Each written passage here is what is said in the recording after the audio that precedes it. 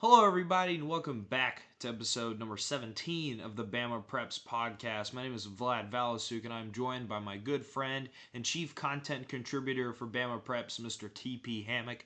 TP is a contributor for the Scarlet and Gray, Auburn Plainsman, and most recently the AHSAA podcast. TP, back in Orlando, man. How is it? It feels good. It seems like there's a lot of winter conditions in Alabama, but we had about 3 or 4 weeks worth of winter, and then it went away. It went from summer to the 4 weeks of winter, which is about 40 degrees, and then back to summertime. So it's been nice down here. We've been visiting the parks, getting to ride some fun stuff. Got rained on today. Yep. Because it's always raining in Orlando. But besides that, I'm ready for some high school football. I'm already craving it, and what are we, 6? No, about 5 months out now? So. Yeah, we're getting there. We've got a spring ball coming up here within the next few weeks, and we've had an off season with a whole lot of change. It's been interesting. With the reclassifications, all of the coaching changes, there's just been a lot of stuff going on, and we'll have a good friend Gary Lloyd come on a little bit later to talk about some of the changes at the school he's been covering. But I suppose we could start at the top today. We're going to be discussing most of the reclassifications, a bit of the coaching changes, just sort of previewing what everything will look like and what to expect for now, Class 6A down, and we have to remember private school regions, which have been a huge talk of the town lately, coming as well. So we'll start at the top with Class 6A. This is former 7A. They keep it at 32 teams, and they will be the first state championship game for men's athletics. Coming to Mobile this December. You have to remember now the state title games will be at Hancock Whitney Stadium. It'll be a 5-day event, and they'll kick off with Class 6A. Not too many changes. Region 1 stays the same. Alma Bryant, Baker, Daphne, Davidson, Fairhope, Foley, MGM, and Robertsdale. No changes there. Same for Region 2, Auburn, Carver Montgomery, Phoenix City, Dothan, Enterprise, Jag, Opelika, and Smith Station. Now you get up to Region 3 and Region 4, the northern 6A regions, and that's where you start to see some shifts happening. Hewitt, Hoover, Oak Mountain, Prattville, Thompson, Tuscaloosa County, and Vestavia Hills all stay the same, while Spain Park jumps up from 6A this classification cycle. They spent 2 years down in 6A, made a few deep playoff runs, and they find themselves right back in the midst of the toughest classification in high school athletics in the state of Alabama. You move to Region 4, a lot of changes here. Bob Jones, Grissom, Huntsville, James Clemens, and Sparkman are the only teams that stay up. And then you have new contenders with Buckhorn, Gadsden City, and Hazel Green joining the fray in Class 7A TP. Now, we've had some coaching changes throughout here. We'll touch on those briefly. The biggest one probably being Cody Flournoy to Central of Phoenix City, coming from Jackson High School off the back of a state title against Anniston in Class 4A. He now moves over to Central of Phoenix City. Brian Moore, who comes over from Opelika to Foley, probably one of the most shocking changes that occurred up in the higher classifications, coming off of a state title appearance, had a great playoff run. Not many people expected, including us, for Opelika to be in that state title game. So not as many shakeups in Class 6A. Got to remember, this is pretty much Class 7A. As we move down just a little bit, we get into Class 5A, and this is where we have some interesting changes. For Region 1, we have Baldwin County, Blunt, Gulf Shores, Murphy, Saraland, Spanish Fort, and Theodore all staying the same. The only team that comes up to Class 5A is Alberta. Poor Alberta, man. They're going to have a tough time there. 0-10 the season before, and now they get to play the likes of Saraland and Theodore and all those really good teams. Moving on to Region 2, we have Benjamin Russell, Park Crossing, Percy Julian, Pike Road, Rehoboth, Russell County, Stanhope, Elmore, Wetumpka. Am I saying that right, TP? Rehoboth? Yeah, you got it okay. Spot on. It's Rehoboth. Okay. I was just struggling there with it a little bit. Not any changes there. Region 3, we do have one team coming up, and that is Hillcrest, Tuscaloosa. The rest of that region coming down, rather, I should say. The rest of that region stays the same. Bessemer City, Brookwood, Central Tuscaloosa, Hueytown, McAdory, Northridge, and Paul Bryant.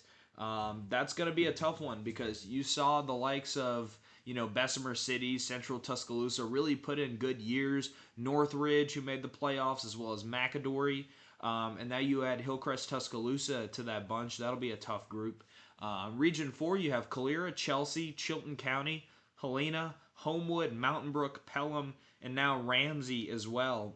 So you add Mountain Brook to that region, you add Ramsey to that region. That'll be one of the tougher ones in Class 5A because you've got a lot of good teams that, consistently sit around that 7 to 8 win mark, and then you throw a really good Mountain Brook team and a really good Ramsey team into that region. It'll be interesting to see how things fare there. Moving on to Region 5, Coleman, Gardendale, Huffman, Jackson Olin, Jasper, Minor, Mortimer Jordan, and Parker. The newcomers are Coleman, Huffman, and Jasper. Jasper a little bit north of all of these different cities, but overall it'll be interesting to see who comes out of that bunch. The playoff teams out of their last season were Parker, MJ, Jasper, and J.O. Man, J.O., they had him a pretty tough playoff game there against Clay-Chalkville. Do you remember that one, TP? That was shockingly close. I remember I thought that BamaPreps or score stream was broken, but that was really the only team to give Clay a lot of trouble, really, because Muscle Shoals... For an entire half of football. Yeah, exactly. Muscle Shoals, I mean, they fought, but you could tell that, the gas was eventually going to run out. And Saraland, that felt like a second-round knockout, really. It didn't feel that terribly close. So, yeah, J.O., Jackson Olin, watch out for them. This is a very favorable region, Absolutely. Speaking of Clay-Chalkville, we move on to Region 6, where they stay put, as well as Oxford, Pell City, Pinson Valley, Southside Gadsden, and then you have two new opponents entering that region, Springville, and a really surprising team of St. Clair County. St. Clair last year made it to the second round of the playoffs in Class 5A. They will now move up into this region with Clay, Oxford, Pell City. I mean, you could name them off. And as we go through our toughest regions, I think it's, sort of known that Region 2 and Region 3 for former Class 7A, now 6A. Sorry, I'm going to mess up on that from time to time. Hang with me on that. But for current Class 6A, we know that 2 and 3 are, by far the toughest regions in the state of Alabama. But when you go to Class 5A now, it's really tough to see anybody else competing with these guys. You've got the state champion. You've got a rising Pell City program that just hired Jake Gaines. And all signs seem to be pointing forward for that group out there. You've got Oxford, who's always a perennial contender. And Pinson Valley, a team who I saw is pretty underrated last season and just missed the playoffs.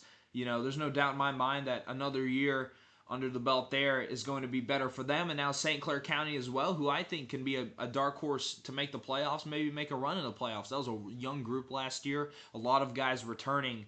And I think that the Saints are in line to possibly compete for a playoff spot.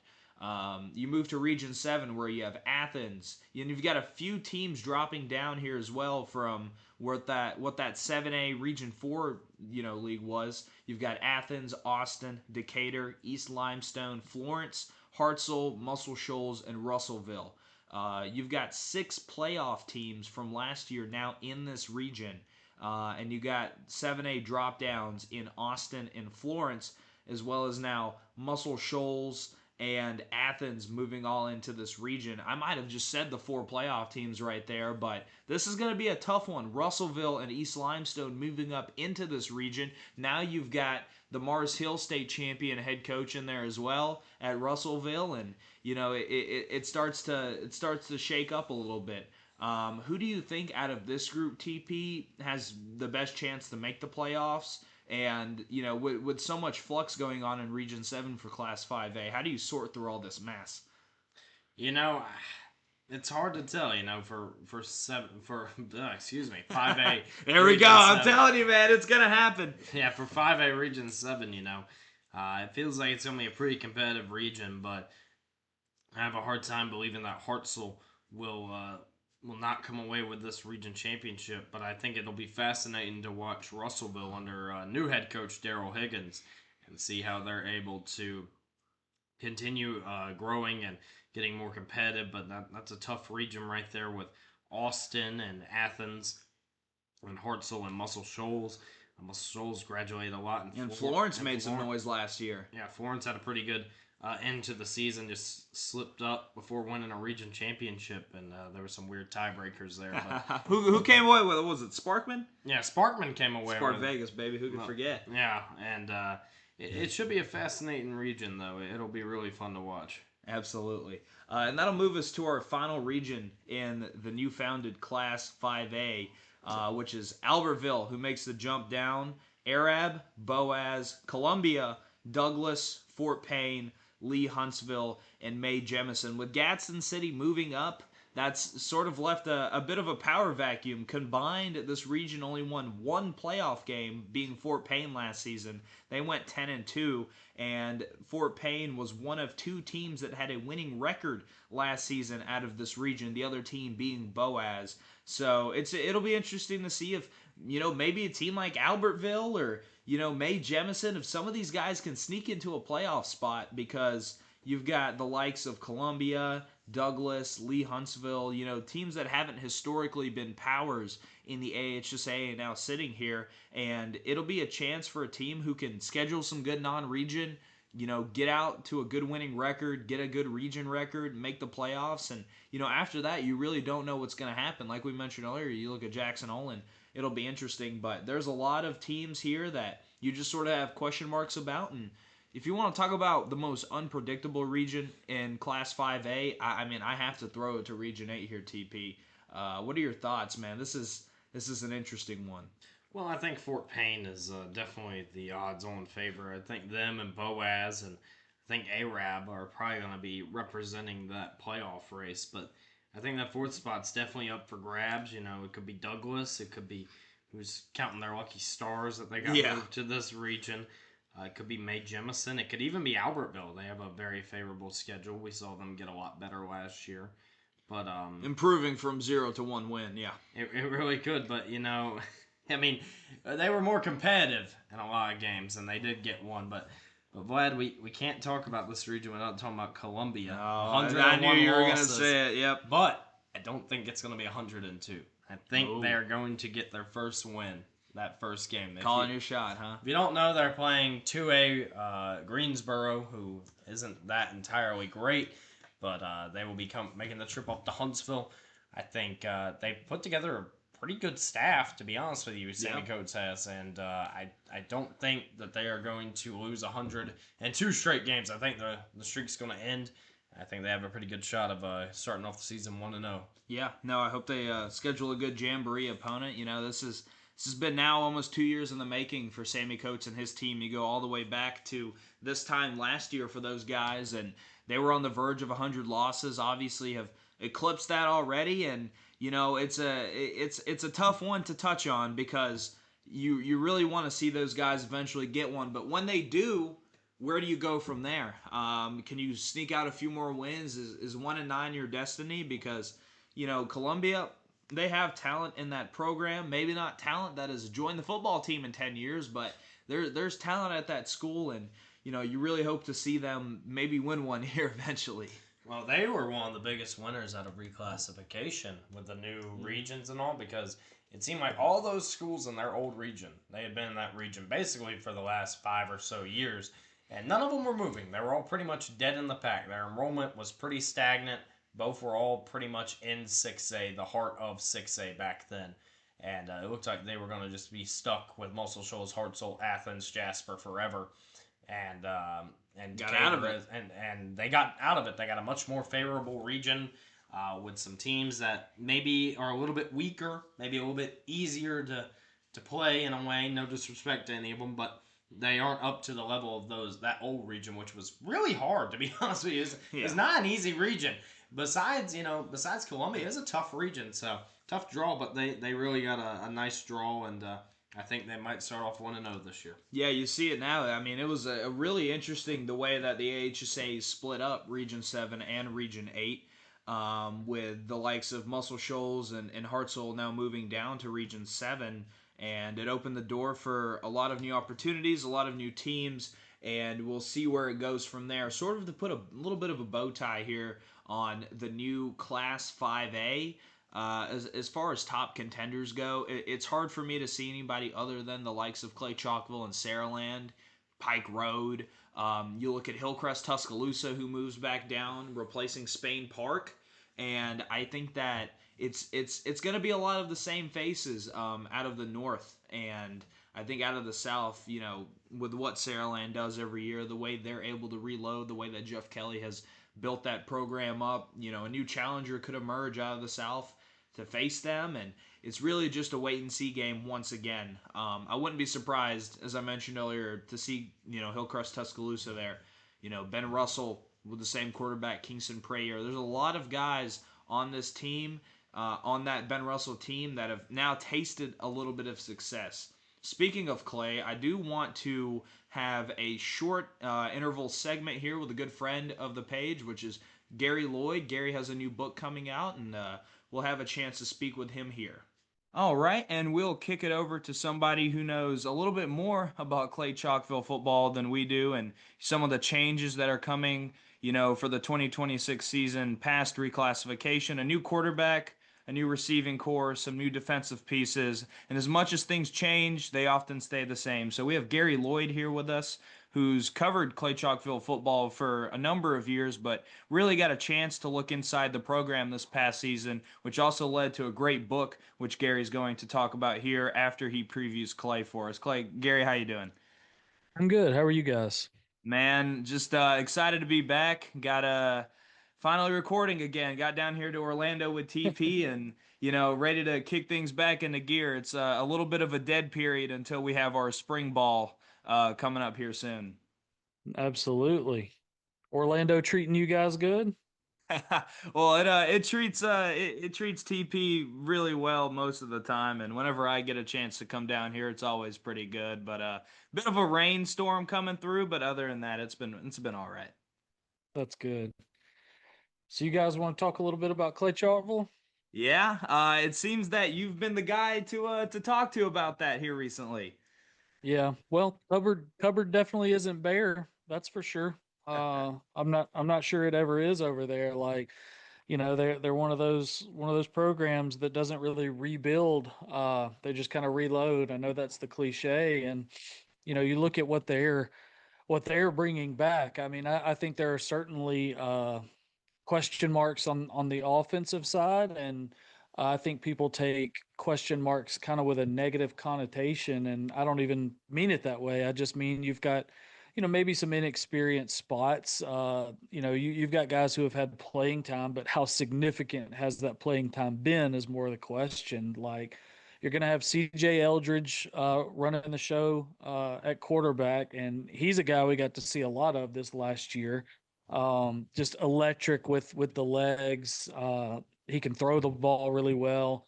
I talked to Terrell West not long ago that was a running back at Clay, and does a lot of coaching, does some 7-on-7 type stuff. And he texted me and said, "Hey, y'all weren't kidding. This CJ guy is the real deal." And Absolutely. so he's kind of your next guy up at quarterback. He's going to wear that number one, just like so you guys remember Aaron Fry was number 14, and then when he became the guy, he moves to jersey number one this last year. Well, CJ Eldridge this last year wore number 14. Now he's going to move into jersey number one. So they're doing some tradition type stuff at Clay. Hey, if you're the guy at this position, you're now this number, that kind of thing. So he's the guy at QB. You've got at least two just really really great offensive linemen coming back in, and there might be more. But Tavares Powell's a young guy on that O line, number 74 this last year, and Christian Bennett 77. I mean, he's a sophomore. Those two guys are just killers on that offensive line. So CJ will have some good protection there. And then you look at running back is interesting. I think I was talking to one of the coaches over there this week actually about this, about you lose Joshua Woods, who's just an absolute beast this last year as a senior, and I'm looking at guys like Aaron Robinson and Caden McGee, who they both got playing time. You know, but a lot of blowouts for Clay-Chalkville, right? So they got some time, and Caden McGee to me, and this is what I said to that coach. He I guess kind of looks more the part in a way to me, Mhm. like just prototypical. But Aaron Robinson is, I mean, he can be gone in a second. You know, I think he runs the. I might be wrong. I think he runs maybe the 100 meter, and he's a guy that's in the tens. Like he's the Oh wow. fastest guy. Like he's the fastest guy on the team. Yeah. Um, and then wide receiver obviously is going to be a big spot. You lose Corey Barber.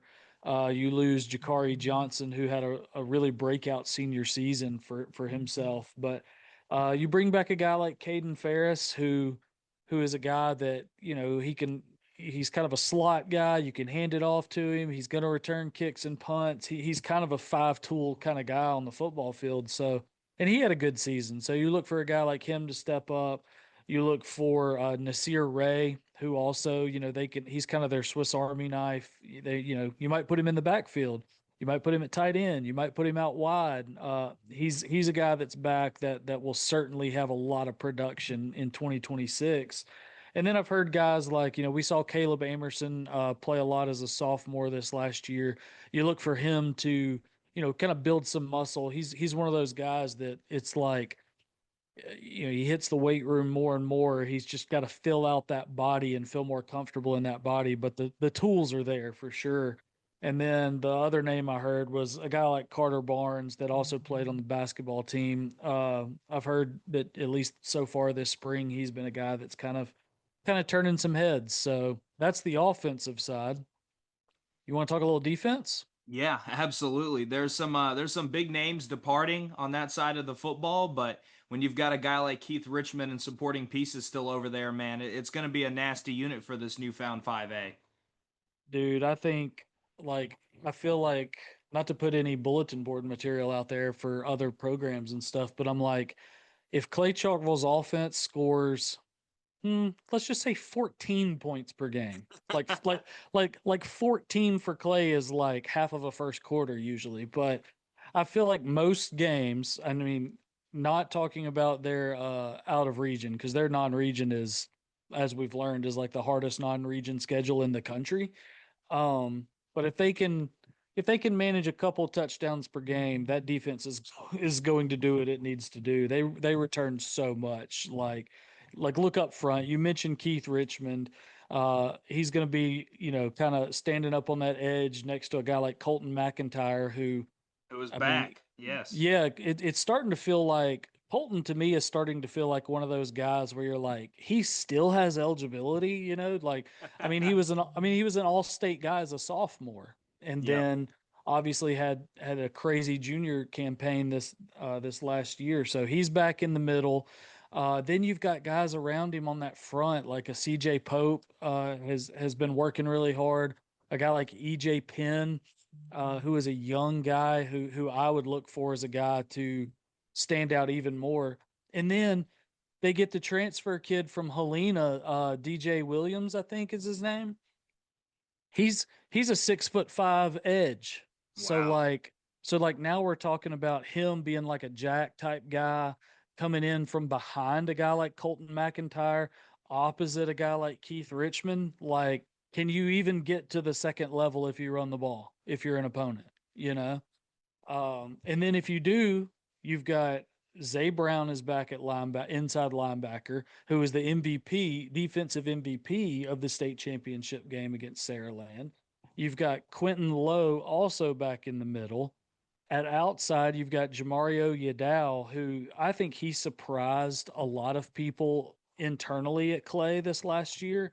It's like they knew he had the ability. He's a freak athlete, but I think they kind of had him. They kind of had to play him almost out of position, maybe a little bit, like put him in a spot that maybe he wasn't used to, and he completely flourished all year long. So those guys are all back. I think more than anything for Clay, it becomes you lose Dion Callens on a corner.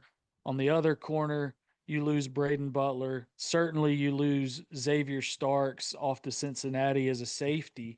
So it's like, can guys like Joshua Ivy, with him returning, he missed more than half the year this last year. A guy like Lance Lee is probably going to be a guy to watch. I think the inexperience is probably there in the secondary, but that front seven, front eight, however they play it, uh, is it as good, if not better, than anyone else in the state of Alabama, bar none. Absolutely.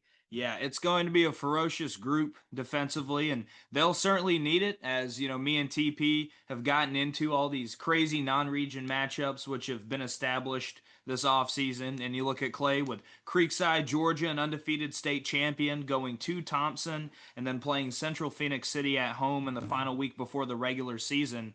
It'll be a murderous row of non-region opponents, Gary. And like we've said, you've had a chance to really dive into this Clay football program, and they've afforded you a level of access, not seen to too many reporters, and that privilege has led to a book which you've written, and one that we are both certainly looking forward to. But if you could tell everybody else about All Blue and when it's coming out.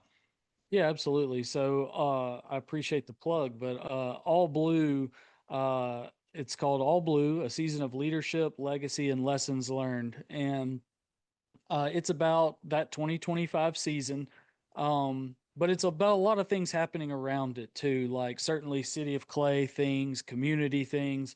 But my goal with it was to tell the story of a community, of a town through the lens of the football season. And I kind of knew Yep. going into it, like, I knew Clay was going to be good.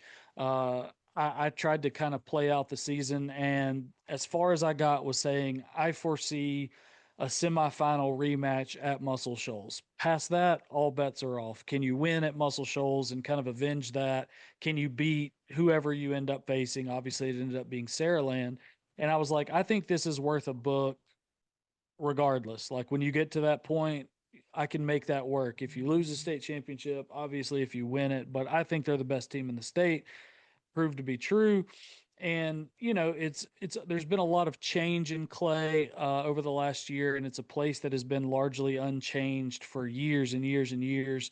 And so it kind of looked at those changes and what football means to this community. And amidst all these changes, with a new high school coming in the next few years, with a new stadium coming at some point during the 2026 season, it was kind of looking at how this football program is kind of the steady ship in a place that is kind of experiencing a whole lot of change. I won't bore you guys with the non football stuff, but there's a lot of community change happening out there, new administrations running things, a whole lot of land that they're going to be repurposing and stuff like that, and kind of looking at what does this mean for the community, and what does this football program mean to the community. So it's official publication date is April 1st. Coach Floyd gave me some grief about that. He was like, "You chose April Fool's Day, really?"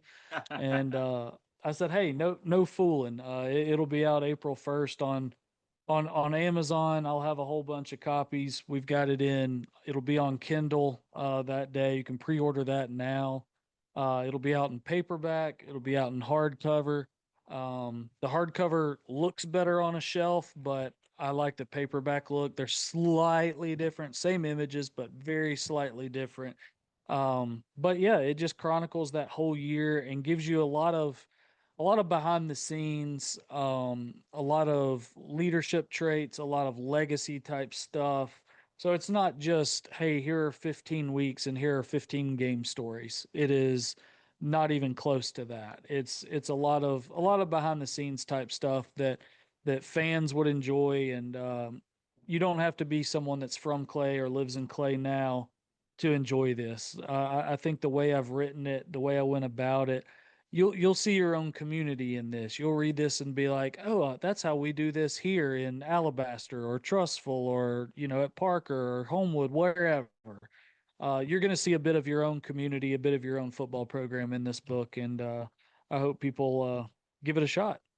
Absolutely. Thank you so much, Gary. You do excellent work with whether it's Clay or the Trustville Historical Board or wherever it is that you're off to next. We certainly appreciate your time previewing Clay for the upcoming season, and I'm sure we'll talk to you soon. Moving on now to Class 4A, former Class 5A, and TP, this is the region where you finally start to see some of the private schools moving out have an effect on these schools. You look at Montgomery Catholic, who was a power for so long in Class 5A, move out now, and you've got a bit of a power vacuum down here in the South. We'll start down in Region 1 and read off these classifications to you. BC Rain, Citronelle, LaFleur, newcomers in Orange Beach and Satsuma, and then Viger and Williamson, all the powers that were last year's 5A Region 1, now down here. They'll be grouped up together once again. Region 2, you've got Andalusia, newcomer Ashford, Carroll, newcomer Dale County, Eufaula, Headland, and 2 new guys as well in New Brockton and Shran. You've got Region 3 with Demopolis, Holt, Jemison, Montevallo, Northside, Selma, Shelby County, and Sipsey Valley. And then to round out the South, you've got Beauregard, Charles Henderson, Elmore County, Greenville, Holtville, Marbury, newcomer Tallahassee, and Valley. No more Catholic here, TP. The Montgomery region looks a little bit weaker, if you can even call it that anymore, as all the private schools go on to their new classifications. But it's tough to see anybody other than Viger and Williamson coming out of the South here. Is there anybody you're looking towards as potential dark horses to make the state championship out of the South? The only one that I'd really talk about is Andalusia, just because historically they've been a much better 4A program than they have 5A. And they were 5A the last couple of years, and seems like they're a little bit, they're not big enough to be a good 5A, but they're big enough to be a good 4A. Yep. That's where it's been. And, we've talked about it, at least in the past, 4A South has won the last 12 state championships. Last one was Aniata back in 2013. Yeah. And ain't the same 4A though. That's the thing. Yeah, I was about to say it's not really that much of the same 4A. You look at the 4A North, and you got Central Clay and Leeds and Alexandria and Jacksonville and Moody. All of them are in the exact same region. You have Deschler, Hamilton, West Morgan also are very strong. All out of the north now. All out of the north. And then in Region 8, you have Gunnersville dropping down. You have Fairview, whose head coach, Coach Redding, has retired, but they're still a pretty strong program. And Scottsboro, and, it's a tough region as well. So I think we might have a changing of the guard if these regions kind of stay the same way. It could be 4A North making a run for a few years. 4A by name only. Like we said, you kind of have to treat this as is 5A now, and TP just listed off regions 6 through 8 there. You also have Carver, Birmingham, Center Point, a bunch of new additions in Dora, Fairfield, and Oak Grove. Shout out Fairfield, state champs in basketball. Shades Valley, Winona, and Woodlawn there. So yeah, I do think a champion will come out of the north this year. You look at maybe Viger, Williamson, Andalusia is the only real threats out of the South, but when you've got teams like Central Clay County, Moody, who's still a good program, Leeds, Jacksonville, Alexandria, Anniston, all playoff teams last year, man. Region 6 is going to be a murderous row of opponents week in, week out.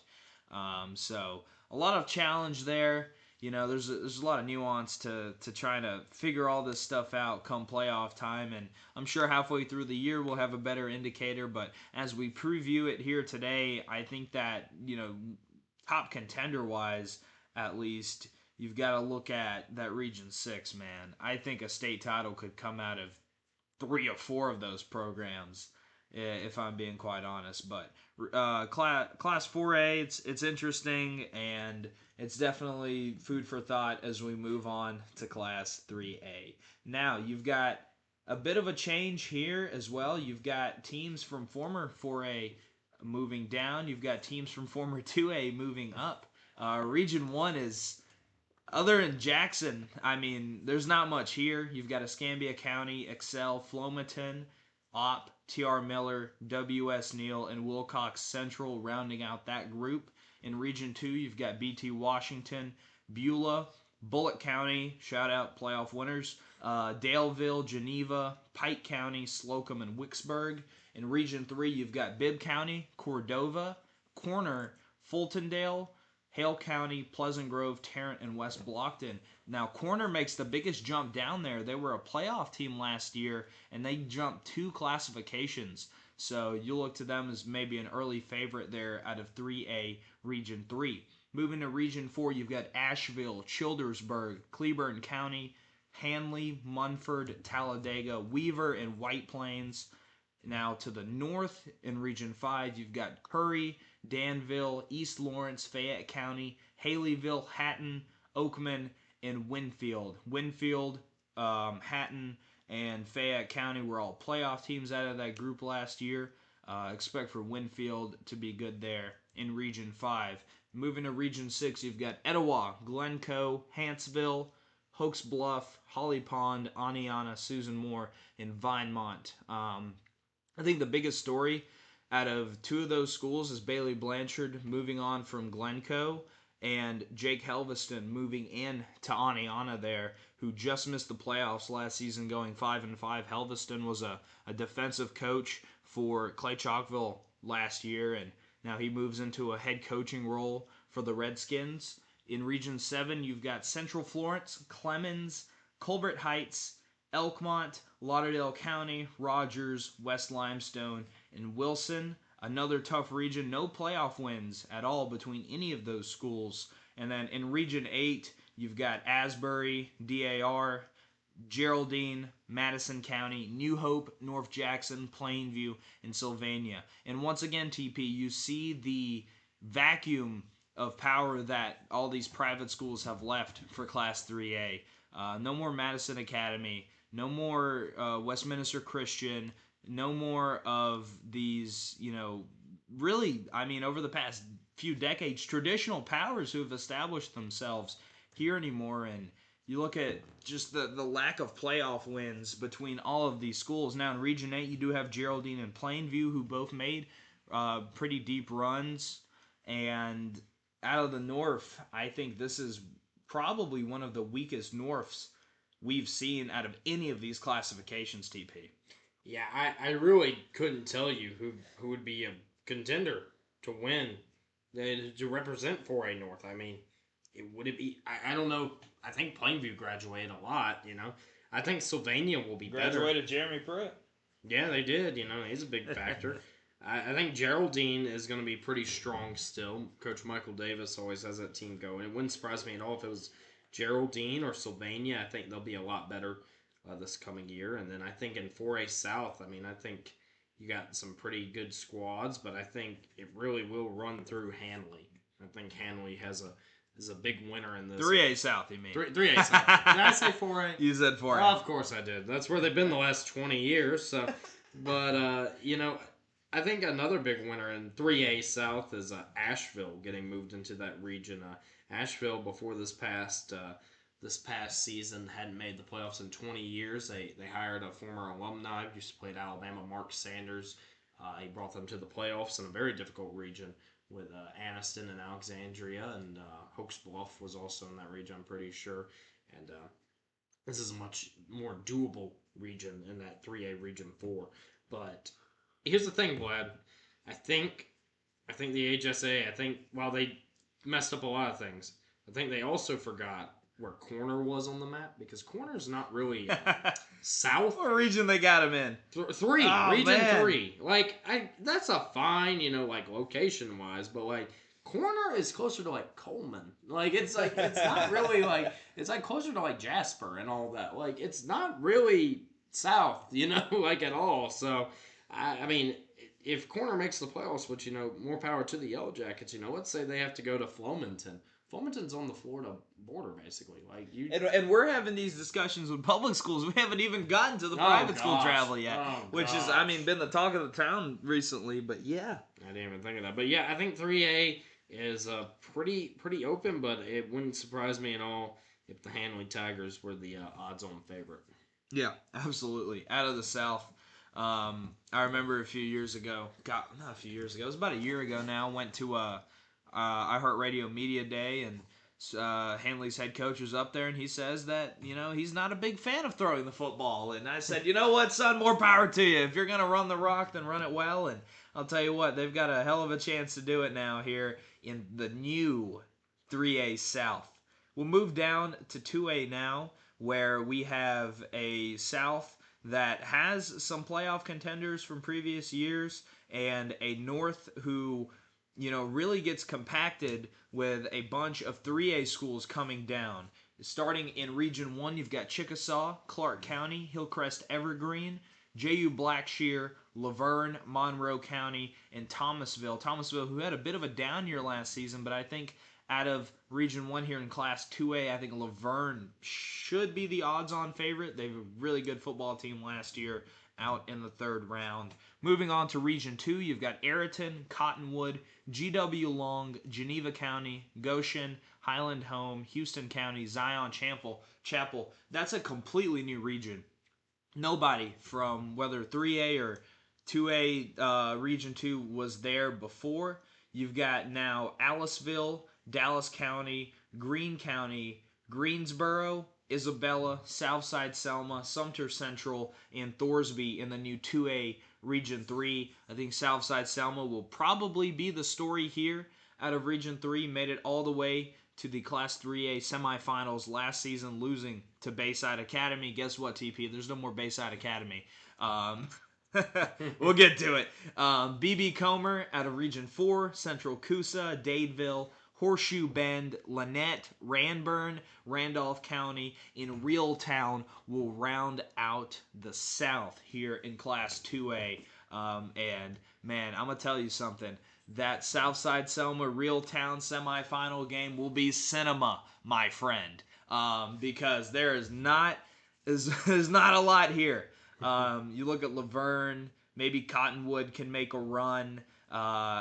Southside Selma, Thorsby, who's always had a historically pretty all right program. You could say the same for Thomasville as well. There's a lot of teams here. I didn't even mention Lynette. Lynette made the state title last year. They'll return a few guys. We'll move to the north now. In Region 5, we've got Carbon Hill, Cleveland, Cold Springs, Gordo, Lamar County, Locust Fork, Midfield, and Southeastern, who made a quarterfinal appearance last season. In Region 6, you've got Gaston, Ohatchee, Piedmont, Pleasant Valley, Sacs, Vincent, Walter Wellborn, and West End, Walnut Grove. I think you look at Piedmont as the contender to come out of there. Pleasant Valley, however, did have a 10-win season last year. They move up. Piedmont moves down. Colbert County rounds out Region 7 along with Falkville, J.B. Pennington, Lexington, Phil Campbell, Sheffield, Tanner, and Winston County. And then in Region 8, you have a really interesting mix of teams with Brindley Mountain, Collinsville, Fife, Eider, North Sand Mountain, Pisgah, Sandrock, and 2A boys basketball state champs section. Shout out the Lions. Had to throw that one in there. TP, who is coming out of 2A this year? Man. Well, this was Coosa Christian's championship last season. It was close to being Lynette's. Lynette got up on them and felt like they could have pulled away, but Coosa Christian battled back. Yeah, I think this one feels like an easy one to call. I think it's Piedmont's. I think whenever you look at it, Piedmont's the biggest 2A. Yeah. If one school would have lost like an extra student or two, Piedmont, or gained an extra student or two, it'd be a 3A. It'd be a 3A. And they'd be a very good 3A still. But I think Piedmont is definitely the favorite. And I could see Fife. I'm never doubting Fife. They will always be held in a high regard as long as Paul Benefield is on the sidelines. So I think it boils down to Piedmont, Fife, throwing a little bit of Gordo as a dark horse. But out of that 2A South, I think it really will boil down to about a handful of teams. I think Laverne is going to be excellent. I remember hearing from Coach Bobby Hudson, they bring back a lot of that talent. They just got absolutely, they got snuck up on by Lynette, and Lynette turned out to be a very good football team last season. And I think Laverne's going to be just as good next year, if not better. And I think Southside Selma, I think with Cole Moody, and they also bring back Cedric Simmons and some other really good key players on that team. and I think it's also a very favorable region. I think they can really run that region just like they did last year. And then I think Reeltown and Lynette should be just as good, if not better, than they were before. I think maybe not Lynette. I know Lynette graduates some kids, but I think they will, that's a good program there. They can be steady and, withstand some of that graduation. And, Reeltown's going to find a way to win 10 games no matter what it feels like. So absolutely. Quarterback's back. Yeah. Got a lot of playmakers in that city, really. Yeah, so I think it's really going to boil down to Southside Selma, Reeltown, Lynette, and Laverne versus Piedmont or Fife for 2A. Man. Gosh, it's such an interesting mix. It really is. It shook it up on us. Let's go to 1A. Region 1. We'll start with Choctaw County, Fruitdale, Leroy, Marengo, McIntosh, Milry, Southern Choctaw, and now Washington County. Leroy, probably the best out of that bunch, made a semifinal appearance last season. Moving to Region 2, you've got Abbeville, Barber County, Brantley, Elba, Florala, Kinston, Pleasant Home, and Sampson. Out of that group, no playoff wins. Moving to Region 3, you've got Breakthrough Charter, a new team in the AHSAA this year. Francis Marion, JF Shields, Keith Linden, RC Hatch, Sweetwater, and University Charter, with Linden and UCS making the only playoff wins out of that region last season. Moving to Region 4, you've got Billingsley, Calhoun, Central Hayneville, Georgiana, Maplesville, McKenzie, Red Level, and Verbena. Moving to the north, in Region 5, you've got Barry Fayette, Brilliant, Hubbartville, Lynn, Marion County, Pickens County, South Lamar, and Sulligent. You've got a couple of quarterfinal appears there with Hubbartville and Marion County. You've got, out of Region 6, Fayetteville, Lafayette, Lochapoka, Notasulga, Wadley, Winterboro, and Woodland. The one team we did not mention is the Alabama Aerospace and Aviation Academy, TP. They won't be playing football next year? No, it seems like they've decided to take an extra 2 years to get things together. They're just going to play a JV schedule. So there you go. Okay. Moving to Region 7, you've got Addison, who made a semifinal last year. Belgreen, who moves up from being an independent. Cherokee, Hackleburg, Meek, Phillips Bear Creek, Red Bay, and Waterloo. A couple of playoff winners there, as well as Addison, who made a quarterfinals appearance.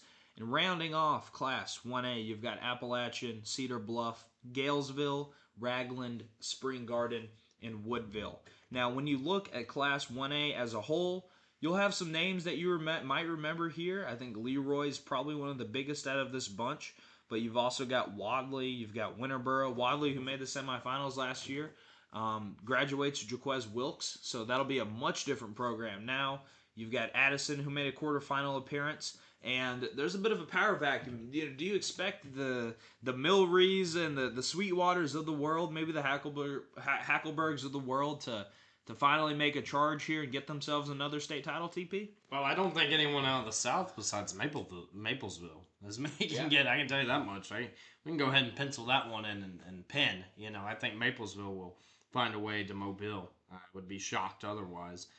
Maybe Leroy could challenge them, but they're just, they bringing back so much of that. Tough customer, man. I'll tell you what. That's a tough one. You saw what they did last year. They went about 2 months without giving up a point. So, yeah. That's saying something right there. And then I think 1A North is also pretty much a wrap. I think Hubbartville brings back basically their entire team, and they were extremely good.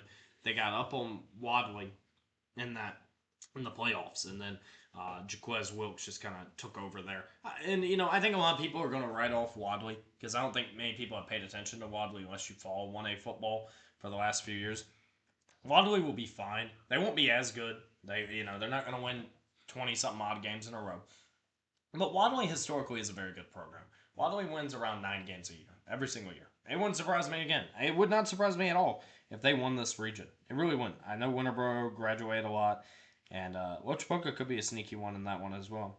Which brings me to another, old man yelling at cloud real quick.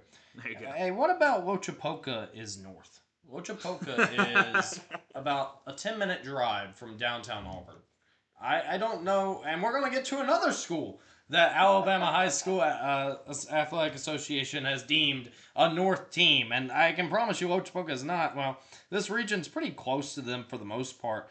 If they make the playoffs, some of these drives are absurd for them. So, which I think they will. I mean, they could play like schools like Hubbartville, or like they could play teams in like North Alabama, like South Lamar's of the world, or Sullivan, and just some really far teams. So Waterloo, Waterloo's up there. So who would forget? Red Bay. So I think for Ochapoka, those are long drives for a small school. So don't understand geography standpoint, but that's not even the most egregious one. So let's go ahead and get to private schools, Vlad. Perfect segue, TP. Yeah, they're not great. As far as travel goes, in case you've been living under a rock for the past 2 months, the AHSAA has decided that the private schools, due mostly in part to the Choose Act, will be playing in a different classification than most of the public schools this year. Now, you checked your schedule and you still saw that St. John Paul is playing your favorite public school. Well, let me tell you what, they can still play in non-region games. They just cannot play in region games anymore. A completely split state championship system now. The way they break up the private schools is in the 2 classifications, with the 16 biggest going to private AA and the rest going to private single A. And now this brings up some astounding choices. And we'll start with Region 1 of 2 in Class AA for the private schools. We've got Montgomery Catholic, Faith Academy, Glenwood, Houston Academy, McGill-Tulane, St. Michael's, St. Paul's, and UMS Wright. Practically splitting between Montgomery and a bunch of schools in Mobile. Now, you've got Glenwood, who will have to travel to Mobile at some point, as well as Montgomery Catholic having to travel to Mobile at some point. But let's get to Region 2, where you've got American Christian, Briarwood, John Carroll, Madison Academy, Randolph, St. John Paul II, Westminster Christian, and our great friends at Lee Scott Academy. TP, tell me that drive. Which one? They're all bad. I mean, tell me Lee Scott Academy to Westminster Christian. I mean, tell me what that drive would be for a Wednesday night JV volleyball game. Well, thankfully they decided at first they were like, this is for all fall sports. But then I think they got a little bit of clarity after some of the administrators were like, hey, what are you thinking? So they did restructure it. So it's going to be Catholic, Lee Scott, Glenwood, and Houston Academy. Ah. Not great, because those schools are going to have to go to Dothan and Montgomery, but that are in a way. But, it's just mind-boggling, to say the least. Westminster Christian to Lee Scott's a super long drive, and it's, if my Apple Maps would load, I could give you the number.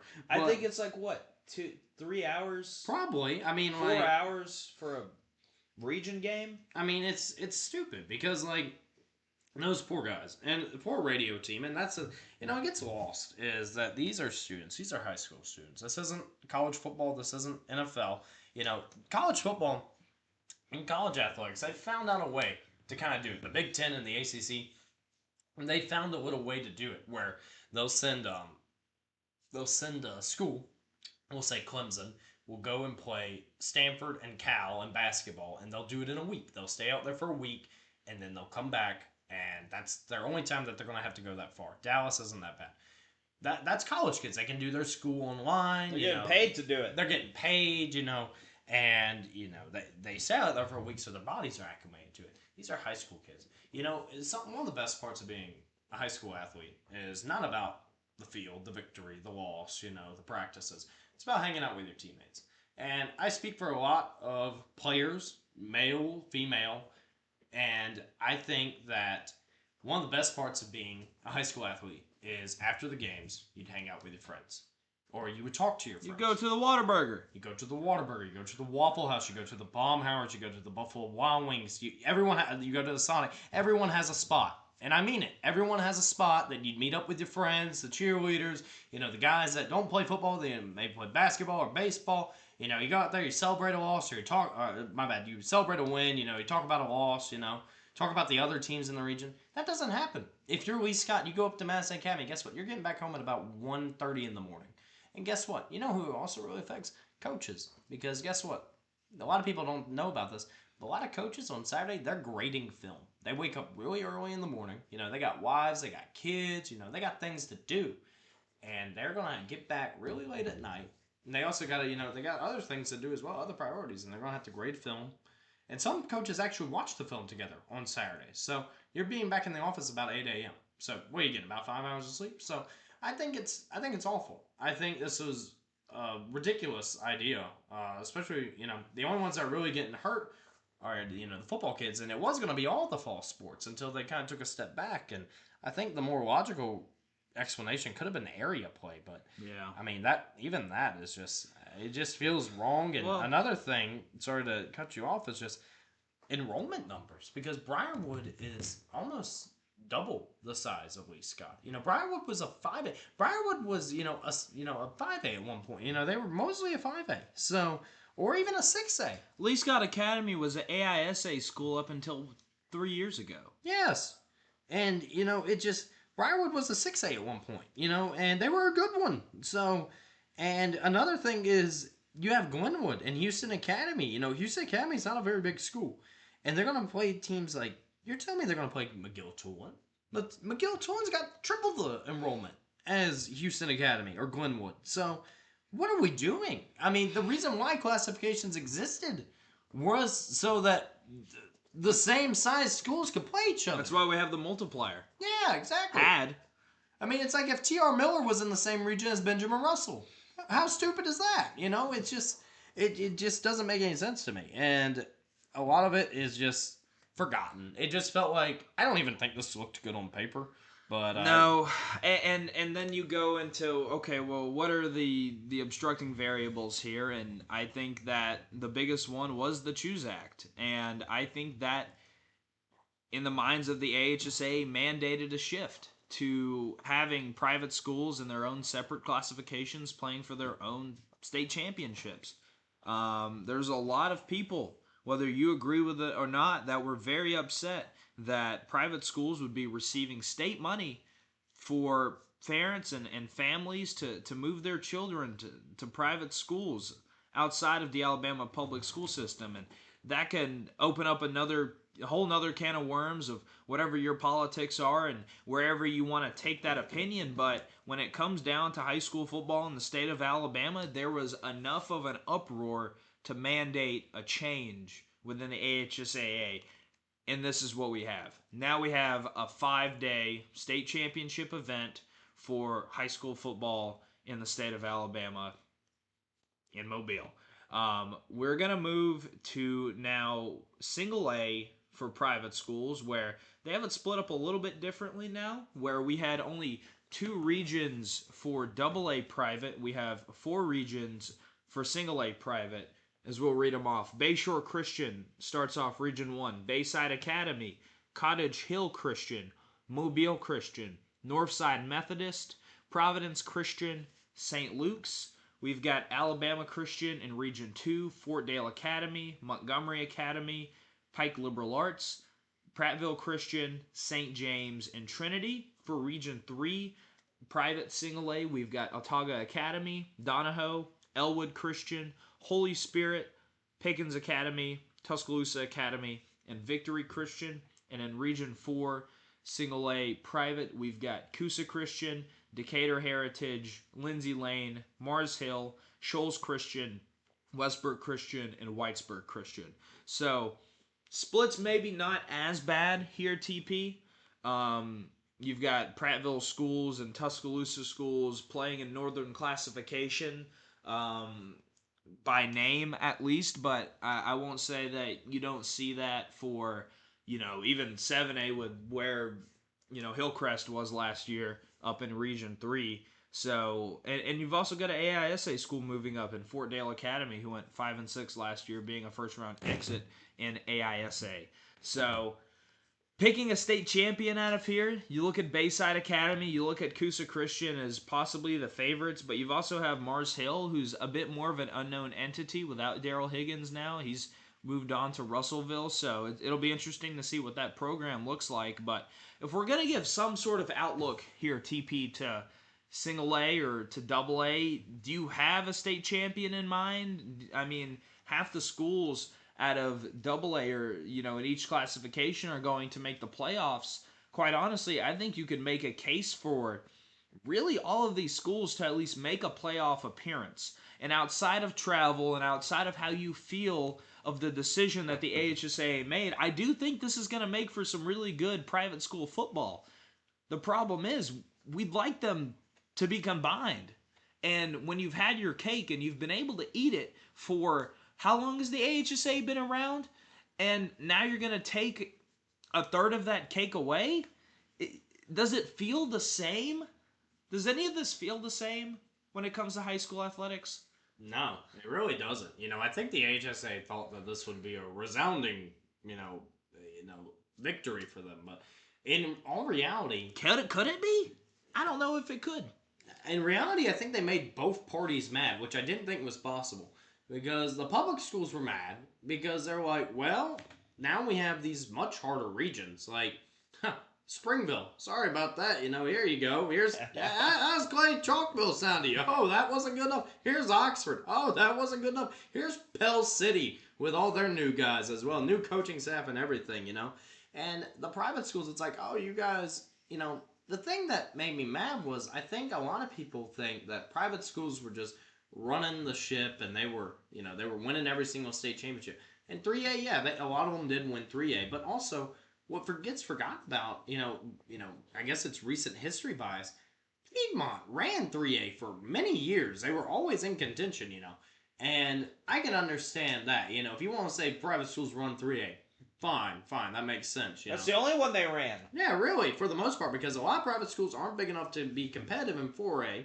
But they were never too small enough to be a 2A. So 3A was kind of the fertile ground for those private schools. And that's why a lot of them did really well. But yeah, if you wanted to readjust 3A, fine, who cares? But the rest of these are just bonkers to me. And for championship contenders in Class 2 or Double A, as we'll call it, I think it's McGill and McGill or St. Michael, but I think it's mostly McGill because of enrollment size, because they were a 7A. They won a 7A state championship. And yeah, that was a long time ago, but they did. Yes. And you're telling me they're in a region with Houston Academy, who was a 2A? I mean, or a 3A, this doesn't make any sense. So I think McGill is going to do just fine. I'm sure McGill was very happy about it. But I think St. Paul's is always a preliminary contender. Yeah, they were really good in 5A. They won 5A state championships, and they're facing Glenwood, who's just who was fine. And then you look at Briarwood, who's probably the biggest out of the North, as probably the favorite to come out of AA Region 2 there. Yeah, I think like I said, I think they are definitely the favorite for that. I'm sure they're pleased with. But even then, the private schools had a meeting, and they did a whole bunch of nothing. But yeah. And then in Class Single A, another one that gets me annoyed is you look at. I'm sorry to pick on y'all, Bayshore Christian fans, but listen, this was a 1A program, a 2A program, not very good. Just came into the just started it. They were losing. They were playing. They were struggling with those 1A teams and those 2A teams, but that's okay because that was what size they were. And just because they are a private school, they will now face Bayside Academy, which those two should not be on the same field. They will be facing Mobile Christian, who was pretty competitive in 4A. They were a second-round team in 4A. They were a state title-winning team just a few years ago. Yeah, in 3A. But, they've always been a big 3A, a small 4A. Yep. They're going to also play Cottage Hill Christian, who was pretty solid last year as well in 3A. Made it to the second round. So, and Providence Christian was a very good 2A as well. But Bayshore Christian should not be in this. And another travel one started to jump around. Now, they got Region 2 right. None of those schools, all those schools that I talked to, they were pretty happy with the travel. Because all those schools are pretty close. The furthest drive is either Greenville or Troy from Montgomery. So they're fine. They're happy about it. But Montgomery, poor Fortdale. Talk about, thrown into the fire. Hey, here you go. Here's Montgomery Academy, who people were picking to win 3A next year. Yeah. Whenever they were in 3A. Oh, here's Trinity, who's also historically great. Here's St. James, who'll be better. Here's Alabama Christian, who's pretty good. Here you go. Have fun. Pike Liberal, oh, you guys went 1-8 in 2A. Oh, here's Montgomery Academy with Braden Gordon and Ethan McBride. So, but another travel one. You have Elwood Christian, who didn't have a football team in 2021. They didn't field a team for 2 years. You're placing Tuscaloosa Academy, the state runner-up of 2024. You also, and driving-wise, Donahoe's in Anniston. And you're telling me, now I know Elwood Christian's in Selma. So you're making the drive from Anniston to Selma, both fan bases. And neither of these teams are particularly great. You have an 0-10 team in Donahoe and a 1-9 team in Elwood Christian. Who's going to that game? I mean, no offense. It's gonna look like a midweek Big Ten matchup between Ohio State and Washington baseball. It's not even. I'm not even blaming the fan bases. I don't blame them because that's such a long drive. That means not a lot, by the way, for the kids who are watching at home. I don't. It doesn't make any sense to me. I'm sure in 1A and single A, I'm pretty confident it will probably be Montgomery Academy or Bayside Academy versus either Mars Hill or Coosa Christian. I'd be shocked if it wasn't one of those two. And I'm honestly more intrigued. I'm pretty sure single A will probably take sorry to say 7A, but probably 7A's bracket from the last few years. Sure. But double A, I don't know what they're going to do with that bracket. I mean, you got how many teams? I mean, 16, I think. And I mean, how are you going to make a bracket out of this? If you're going to do it that way, I think you take the best 8 from each classification, and then you have, 3 rounds? Yeah, but it's March. We don't even know what bracket is. These coaches don't even know. Hey, you got to motivate your guys to know. All right, if we play good in the regular season, we play. We got to win this amount of games. Coaches will do that. It used to be. You got to win 5 more. Win 5 more. Now it's well, I don't know. You can win 2 more, 3 more. and jumping back all the way to Class 7A, they have or 6A. There you go again. New Class 6A, the 32 team super conference that the AHSAA put together back in 2013. They've got a new playoff system now as well, where out of all the 4 regions, you now have 6 of the 8 teams which will be represented in the playoffs, with the top 2 teams both getting a bye. So you look at Prattville or Enterprise or Dothan, who missed out of the playoffs last season, who probably have a good chance to make it again. So an expanded playoffs there. What could that bode for these private schools as well? Because the AHSAA still has control over these conferences. And now could you see out of the 16 teams, maybe, 12 make it? At 6 out of 16? So, or 6 out of 8 rather? I don't know. It's tough for us to speculate right now, but I forgot about the new playoff system. There is the 2 new teams, and you're telling me that, no offense, 7A Region 4, but you guys haven't won a playoff game since 2019, so it's kind of hard to justify. Well, that's been one of the oldest running talking points on BamaPreps ever since we started this whole shindig, and that's just how it's been, but. My question